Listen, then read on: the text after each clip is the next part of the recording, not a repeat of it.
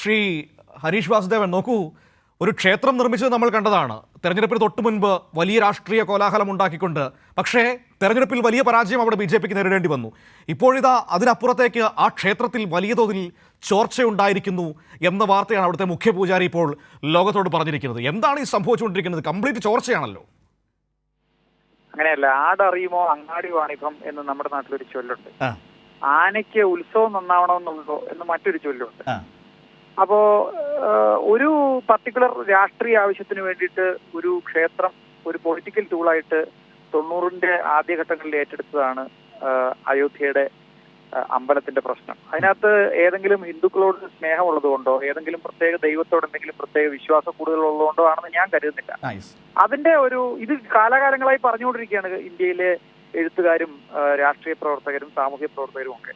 പക്ഷേ ഒരു വിഭാഗം ആളുകളെ പറ്റിക്കാൻ അവർക്ക് കഴിഞ്ഞിട്ടുണ്ടായിരുന്നു. അതാണ് അയോധ്യയിൽ നമ്മൾ ഇന്ന് കാണുന്ന രാമക്ഷേത്രം. ഒരുപാട് വിശ്വാസികളുടെ സത്യത്തിൽ അത് വിശ്വാസത്തോടുള്ള സ്നേഹം കൊണ്ടാണ് എന്ന് വിശ്വസിച്ചു. പക്ഷേ ഇത്തരം നിർമ്മാണങ്ങളോടുള്ള സർക്കാരിന്റെ നിലപാടാണ് വാസ്തവത്തിൽ അവിടെ മാത്രമല്ലല്ലോ ചോരുന്നത്. നമുക്ക് ഏറ്റവും വലിയ അടൽ സേതു അതിനകത്ത് ചോർച്ചയുണ്ടായി, പാലത്തിൽ വലിയ വിള്ളലുണ്ടായി. ഇപ്പോഴിതാ അങ്ങനെയുള്ള മുഴുവൻ ചോരുന്നു. അതെ, അപ്പൊ അതുകൊണ്ട് തന്നെ ഇതിനകത്തുള്ള കച്ചവടമുണ്ട്, ലാഭമുണ്ട്, വലിയ നേട്ടമുണ്ട്, ഇതിനകത്ത് കറപ്ഷൻ ഉണ്ട്. ഈ കറപ്ഷൻ എങ്ങനെയാണ് കഴിഞ്ഞ തെരഞ്ഞെടുപ്പിൽ 4000-ഉം 5000-ഉം കോടി രൂപ BJP എന്ന രാഷ്ട്രീയ പ്രസ്ഥാനത്തിന് ഇന്ത്യയിൽ ഒഴുക്കാൻ കഴിഞ്ഞത്?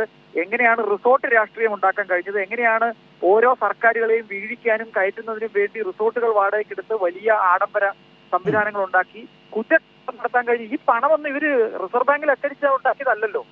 അപ്പൊ റിസർവ് ബാങ്കിൽ അടിച്ച അല്ലാത്ത പണം എവിടെ നിന്നുണ്ടായി എന്ന ചോദ്യത്തിന് ഇത്തരം നിർമ്മാണങ്ങളിൽ നിന്നുണ്ടാക്കി എന്നുള്ളതാണ്. നമ്മൾ തമാശയായിട്ട് പറയാറുണ്ടല്ലോ, ആ കാണുന്ന പാലത്തിന്റെ എന്റെ വീട് എന്നൊരു പണ്ടൊരു മന്ത്രി പറഞ്ഞു എന്ന് പറയാറുണ്ട്. എന്ന് പറയുന്നത് പോലെ ഈ രാമക്ഷേത്രം ഉണ്ടാക്കിയതിന്റെ സിമെന്റും കമ്പിയും ഉണ്ടാക്കിയതിൽ ക്രമക്കേട് നടന്നിട്ടുണ്ടാവാം. അതൊന്നും കൃത്യമായി ചോദ്യം ചെയ്യാനുള്ള ഒരു സംവിധാനം UP-യിലില്ല, രാജ്യത്തില്ല. CBIക്ക് രാഷ്ട്രീയമായി എതിരാളികളെ പിടിക്കാനുള്ള മാൻഡേറ്റ് മാത്രമേ ഉള്ളൂ. EDക്ക് അത്തരം മാൻഡേറ്റുകൾ മാത്രമേ ഉള്ളൂ. സ്വാഭാവികമായിട്ടും പ്രിവെൻഷൻ ഓഫ് കറപ്ഷൻ ആക്ടിന്റെ നടത്തിപ്പ് ചില ആളുകളിലേക്ക് മാത്രം കേന്ദ്ര സർക്കാർ ചുരുക്കിയതോടുകൂടി അമ്പലത്തിനകത്തും പള്ളി പൊളിക്കുകയും അമ്പലത്തിൽ നിർമ്മിക്കുന്നതിൽ കൈയിട്ട് വാരുകയും ചെയ്യാമെന്നുള്ള രണ്ട് രാഷ്ട്രീയ ലക്ഷ്യങ്ങളാണ് ഈ അവിടെ ഒരു പ്രധാനപ്പെട്ട വിഷയം. ശ്രീ ഹരീഷ്, ഇപ്പോൾ താങ്കൾ പറഞ്ഞതുപോലെ നമ്മൾ മനസ്സിലാക്കുന്നത് പോലെ ഇതൊരു പൊളിറ്റിക്കൽ ടൂളാണ്. ഈ ക്ഷേത്രമോ അതല്ലെങ്കിൽ വിശ്വാസവുമായി ബന്ധപ്പെട്ട കാര്യങ്ങളൊക്കെ BJPയെ സംബന്ധിച്ച് ഒരു പൊളിറ്റിക്കൽ ടൂൾ മാത്രമാണ് എന്ന തിരിച്ചറിവിലേക്ക് ഉത്തരേന്ത്യ പോകുന്ന ഒരു സാഹചര്യം കാണുന്നില്ലേ? ഈ അയോധ്യയിലെ തോൽവി നമ്മളോട് അതല്ലേ പറയുന്നത്? ഒപ്പം തന്നെ സാധാരണഗതിയിലാണെങ്കിൽ ഈ ചോർച്ചയുണ്ടായ കാര്യം പുറംലോകം അറിയാനുള്ള ഒരു സാധ്യതയും നമ്മുടെ മുൻപിൽ ഇല്ലാത്തതാണ്. പക്ഷേ ഇത്തവണ ഇങ്ങനൊരു ചോർച്ചയുണ്ട് എന്ന് അവിടുത്തെ മുഖ്യ പുരോഹിതൻ തന്നെ നമ്മളോട് പറയുകയും ചെയ്യുന്നു. അത്രമേൽ ആശാവഹമാണ് കാര്യങ്ങളെന്ന് എനിക്ക് തോന്നുന്നില്ല. കാരണം സ്വന്തം വീട്ടിൽ അരിയോ പഞ്ചസാരയോ കിട്ടാത്തൊരു സാഹചര്യം ഉണ്ടാവുകയും വലിയ തോതിലുള്ള വിലക്കയറ്റം നാട്ടിലുണ്ടാവുകയും ഇത്തരത്തിൽ വ്യക്തിഗതമായി ജീവിതം മുമ്പോട്ട് കൊണ്ടുപോകാനുള്ള സാഹചര്യം ദുഷ്കരമാവുകയും ചെയ്യുന്ന ഒരു സാഹചര്യം ഉത്തർപ്രദേശിലുണ്ട്, പൊതുവിൽ ഇന്ത്യയിലുണ്ട്. അതിനെ അഡ്രസ് ചെയ്യാതെ ഇടയ്ക്കിടയ്ക്ക് വന്ന് ഞങ്ങൾ ക്ഷേത്രം പണിതല്ലോ എന്ന് മാത്രം പറഞ്ഞാൽ വോട്ട് കിട്ടില്ല എന്ന ഒരു നിലവാരത്തിലേക്ക് ഉത്തരേന്ത്യൻ ജനത പോയിട്ടുണ്ടെന്നാണ് ഞാൻ വിചാരിക്കുന്നത്.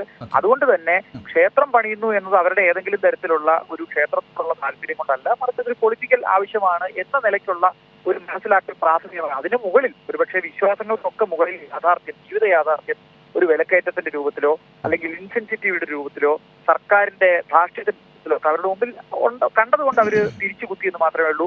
അടിസ്ഥാനപരമായി ഇവർ നട്ട വിഷം, 90കളിൽ ഇവർ നട്ട വർഗീയ വിഷം ഉത്തരേന്ത്യയിൽ നിന്ന് വേര് പറഞ്ഞു പോയിട്ടുണ്ടെന്ന് ഞാൻ വിശ്വസിക്കുന്നില്ല. അത് നമുക്ക് വളരെ പ്രകടമായി അവിടെ അതിന്റെ ഹേറ്റഡിന്റെ വേരുകൾ ഇപ്പോഴും തഴച്ചു വളരുന്നത് നമുക്ക് കാണാം.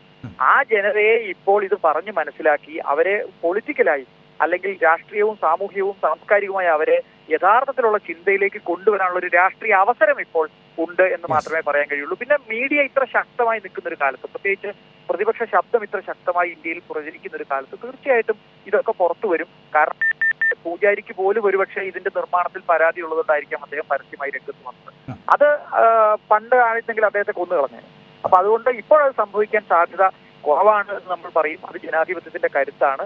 അതുകൊണ്ട് പണ്ടേ പോലെ ഫലിക്കുന്നില്ല എന്നതിനപ്പുറത്തേക്ക് വലിയ ജനതയെ വലിയ തോതിൽ മാറിയിരിക്കുന്നു എന്നൊന്നും പറയാറായിട്ടില്ല എന്നാണ് എനിക്ക് തോന്നുന്നത്. ശരി, okay, thank you Shri Harish Vasudevan സംസാരിച്ചതിന്, പ്രതികരിച്ചതിന്.